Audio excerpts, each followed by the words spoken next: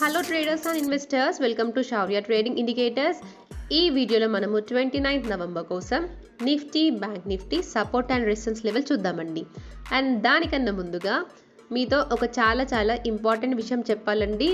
And మనం ప్రీవియస్గా discuss చేసింది అదేంటంటే చాలామంది ట్రేడర్స్ ఏం చేస్తున్నారంటే, సపోజ్ నిఫ్టీలో ఎంట్రీస్ ప్లాన్ చేస్తున్నారనుకోండి, కేవలం నిఫ్టీ చార్ట్ మాత్రమే చూస్తున్నారు.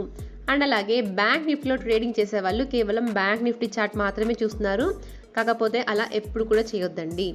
మీరు నిఫ్టీలో ట్రేడ్స్ చేద్దామనుకున్నా లేదా బ్యాంక్ నిఫ్టీలో ఎంట్రీస్ ప్లాన్ చేసినా 2 చార్ట్స్ని చూడండి, 2 చార్ట్స్ అనలైజ్ చేయండి, అప్పుడు మాత్రమే ఎంట్రీస్ని ప్లాన్ చేయండి. ఓకేనా? ఎందుకంటే నిఫ్టీ అండ్ బ్యాంక్ నిఫ్టీ రెండు రిలేటెడ్గా ఉంటాయి. సపోజ్ నిఫ్టీ రెసిస్టెన్స్ లెవెల్ దగ్గర ఉందనుకోండి, బ్యాంక్ నిఫ్టీ కూడా రిజెక్షన్ ఫేస్ చేసే ఛాన్సెస్ ఉంటాయి. అండ్ అలాగే ఒకవేళ బ్యాంక్ నిఫ్టీ సపోర్ట్ దగ్గర ఉందనుకోండి, నిఫ్టీ కూడా సపోర్ట్ తీసుకొని మళ్ళీ రివర్స్ అయ్యే ఛాన్సెస్ ఉంటాయి. సో అందుకని చెప్పేసి నెక్స్ట్ టైం ఎప్పుడు ట్రేడ్ తీసుకున్నా నిఫ్టీ, బ్యాంక్ నిఫ్టీ 2 చార్ట్స్ చూడండి, 2 చార్ట్స్ అనలైజ్ చేయండి, అప్పుడు మాత్రమే మీరు ఎంట్రీస్ ప్లాన్ చేయండి. ఓకేనా? అప్పుడు మీకు పర్ఫెక్ట్గా ఎంట్రీ తీసుకోవడం తెలుస్తుంది. అండ్ అలాగే ట్రేడ్ ఎక్కడ ఎగ్జిట్ అవ్వాలో కూడా అర్థమవుతుంది. ఓకేనా? అండ్ నిఫ్టీ, బ్యాంక్ నిఫ్టీకి ఉన్న రిలేషన్ని ఎక్స్ప్లెయిన్ చేయడానికి ఈరోజు మార్కెట్ ది బెస్ట్ ఎగ్జాంపుల్ అండి. నేను మీకు డీటెయిల్గా ఎక్స్ప్లెయిన్ చేస్తాను. వీడియోని ఎండ్ వరకు వాచ్ చేయండి, మీకు తప్పకుండా హెల్ప్ఫుల్ అవుతుంది. ఓకేనా? సో మీరైతే స్క్రీన్ పైన Nifty and bank Nifty chart చూడొచ్చండి.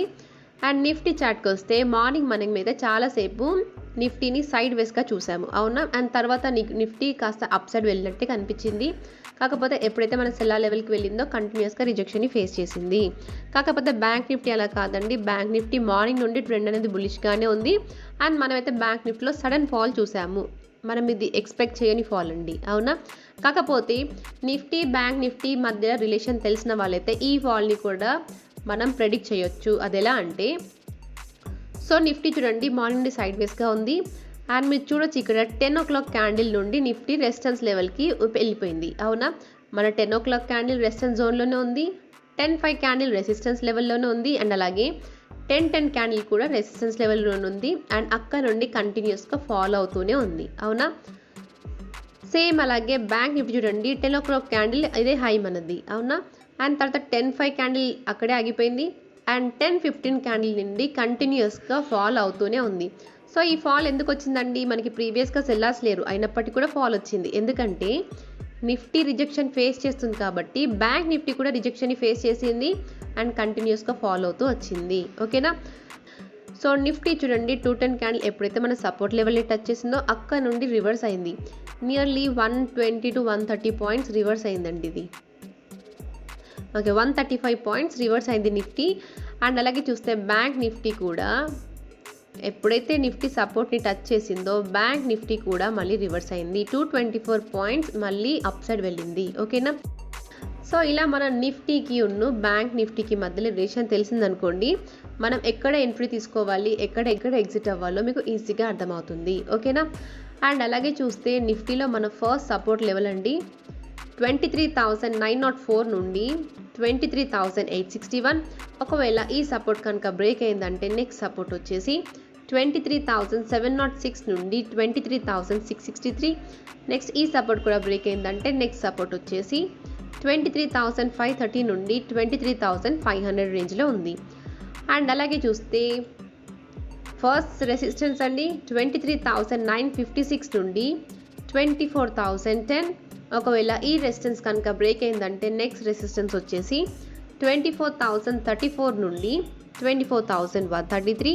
ఒకవేళ ఈ రెసిస్టెన్స్ కూడా బ్రేక్ అయిందంటే నెక్స్ట్ సెల్లార్ రేంజ్ వచ్చేసి 24,329 నుండి 24,352.